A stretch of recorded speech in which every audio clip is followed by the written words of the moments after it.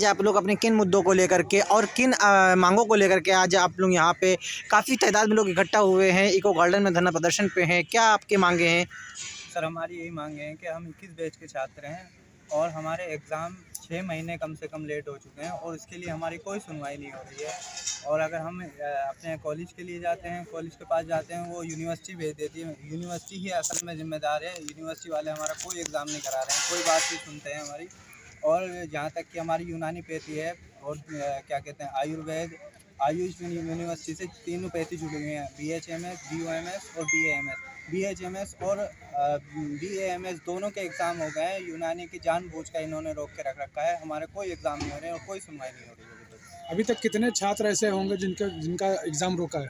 पूरी यूपी में सिर्फ यूनानी के एग्ज़ाम नहीं हो रहे हैं। ये यूनानी के एग्ज़ाम इसलिए इस मुद्दे पर रोके गए हैं कि इसमें फर्जीवाड़ा हुआ है और फर्जीवाड़ा आयुर्वेद में भी हुआ है, BHMS में भी हुआ है, होम्योपैथ में भी हुआ है और यूनानी में हुआ है। और सबसे ज़्यादा अगर फर्जीवाड़ा हुआ है तो वो डेटा के मुताबिक वो हुआ है आयुर्वेद में और उसका सबसे पहले एग्ज़ाम हुआ है और रोका गया है सिर्फ यूनानी वाले बच्चों को, जिसके लिए हम धरना प्रदर्शन कर रहे हैं, यहाँ पर अपनी मांग लेकर आए हैं।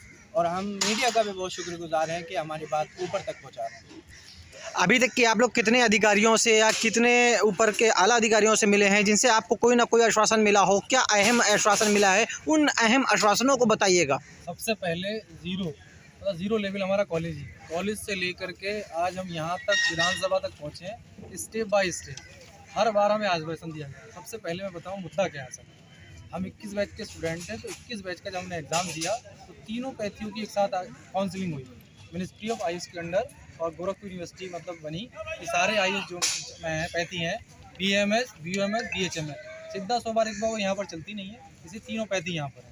इन पैथियों के एक साथ काउंसलिंग हुई, एक साथ एग्ज़ाम हुआ, फर्जीवाड़ा हुआ। खबर आई कि फर्जीवाड़ा हुआ है।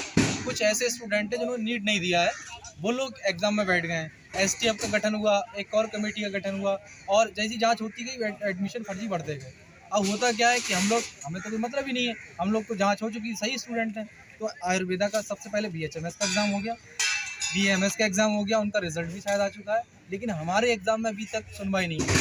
जब हम यूनिवर्सिटी बात करते हैं तो वहाँ के जो कंट्रोलर हैं या जो फ़ोन पिकअप करते हैं, इतनी बेकार वाहियात बात करते हैं कि मेडिकल डॉक्टर के साथ इतना बुरा सलूक करते हैं कि शायद कोई ना करे। और इन्होंने जब सारे एग्ज़ाम हो चुके तो हमारा एग्ज़ाम क्यों रोका गया? फाइनल परीक्षा है आप लोगों का? ये हमारा फर्स्ट प्रॉप की एग्ज़ाम है। दरअसल जब से अब से क्या कर दिया है BMS, अगर इंटर्नशिप को हटा दिया जाए BOMS, BHMS, ये 4.5 साल का ड्यूरेशन कर दिया है इसका। डेढ़ प्रॉप मतलब 1.5 साल का एक प्रॉप 3 प्रॉप में हमारे एग्ज़ाम होने हैं। तो हमारा कोई भी एग्ज़ाम नहीं हो रहा है। जब फर्जीवाड़ा सारी क्लास चल रही है या नहीं? क्लासेस भी हमारी बंद है।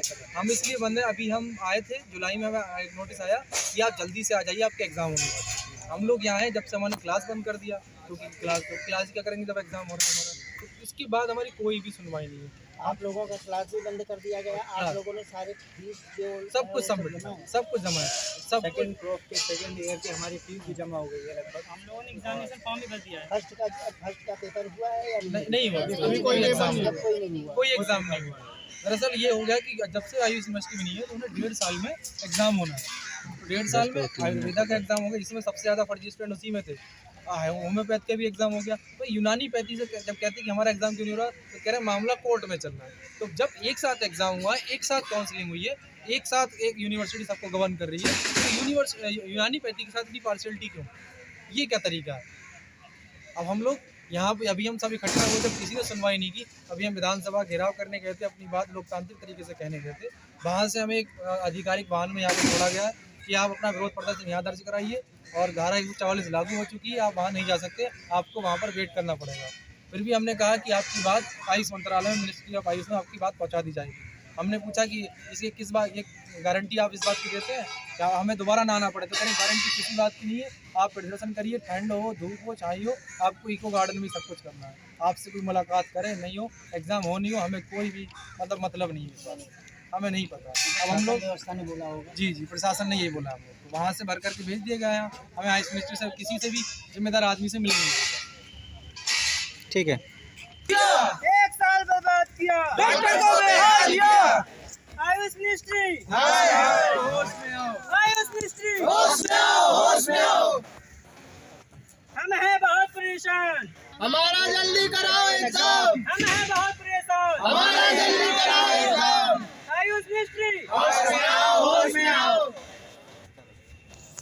इनसे